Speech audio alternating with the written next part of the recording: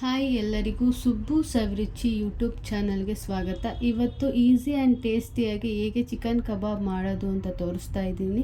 ನಾನಿಲ್ಲಿ ಯಾವುದೇ ರೀತಿಯ ಅಂಗಡಿಯ ಪೌಡರ್ಗಳನ್ನ ಯೂಸ್ ಮಾಡದೆ ಮನೆಯಲ್ಲಿಯೇ ಪೇಸ್ಟ್ ರೆಡಿ ಮಾಡಿಕೊಂಡು ಈ ಕಬಾಬ್ನ ರೆಡಿ ಮಾಡಿದ್ದೀನಿ. ಫಸ್ಟಿಗೆ ಪೇಸ್ಟ್ ರೆಡಿ ಮಾಡ್ಕೊಳ್ಳೋದಕ್ಕೆ 4 ಬ್ಯಾಡಗೆ ಮೆಣಸಿನ್ಕಾಯಿ, 2 ಖಾರದ ಮೆಣಸಿನ್ಕಾಯಿ, 5 ಕುಪ್ಪ ಬೆಳ್ಳುಳ್ಳಿ, ಸ್ವಲ್ಪ ಶುಂಠಿ, 2 ಏಲಕ್ಕಿ, ಚಕ್ಕೆ ಮತ್ತು ಲವಂಗ, 1 ಸ್ಪೂನ್ ಧನಿಯಾ ಇಷ್ಟನ್ನು ಹಾಕಿ ಸ್ವಲ್ಪ ನೀರು ಹಾಕಿ ಸಣ್ಣದಾಗಿ ಪೇಸ್ಟ್ನ ರೆಡಿ ಮಾಡ್ಕೋಬೇಕು.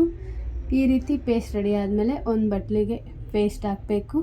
1 spoon cornflour, 1 spoon rice flour, 1 ಮೊಟ್ಟೆ, ಸ್ವಲ್ಪ ಕರಿಬೇವು ಇಷ್ಟನ್ನು ಹಾಕಿ ಮಿಕ್ಸ್ ಮಾಡಾದಮೇಲೆ ಸ್ವಲ್ಪ 1 ಸ್ಪೂನಷ್ಟು ಸಾಲ್ಟ್ ಹಾಕ್ಕೊಂಡು ಮಿಕ್ಸ್ ಮಾಡ್ಕೋಬೇಕು. ಈ ಮಿಕ್ಸ್ ಮಾಡಾದಮೇಲೆ ನಾವು ಚಿಕನ್ನ ಹಾಕೋಬೇಕು. ನಾನಿಲ್ಲಿ 1/4 kg ಚಿಕನ್ ಹಾಕ್ಕೊಂಡಿದ್ದೀನಿ.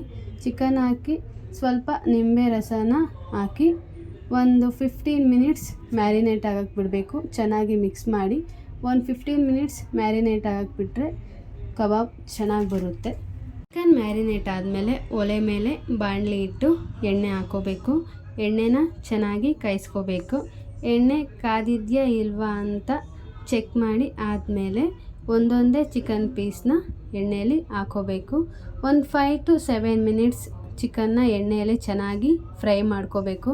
ಚೆನ್ನಾಗಿ ಫ್ರೈ ಮಾಡ್ಕೊಳ್ಳೋದ್ರಿಂದ ಚಿಕನ್ ಕ್ರಿಸ್ಪಿಯಾಗಿ ಬರುತ್ತೆ. ಈ ರೀತಿ ಮಾಡ್ಕೋಬೇಕು. ಕಲರ್ ಚೇಂಜ್ ಆಗ್ತಾ ಇರೋದು ನೀವು ನೋಡ್ತಾ ಇರ್ಬೋದು. ಈ ರೀತಿ ಒಂದು 5 to 7 ಮಿನಿಟ್ಸ್ ಚೆನ್ನಾಗಿ ಬೇಯಿಸ್ಕೊಂಡ್ರೆ ಚಿಕನ್ ಕಬಾಬ್ ತಿನ್ನಲಿಕ್ಕೆ ರೆಡಿಯಾಗಿರುತ್ತೆ. ಈ ಕಬಾಬ್ ಮನೆಯಲ್ಲೇ ಪೇಸ್ಟ್ ಮಾಡಿ ರೆಡಿ ಮಾಡಿರೋದ್ರಿಂದ ಟೇಸ್ಟ್ ಕೂಡ ಚೆನ್ನಾಗಿರುತ್ತೆ. ನೀವು ಕೂಡ ಒಂದ್ಸಲ ಟ್ರೈ ಮಾಡಿ ನನಗೆ ಕಮೆಂಟ್ ಮಾಡಿ. Thank you for watching. Please subscribe Subbu Saviruchi.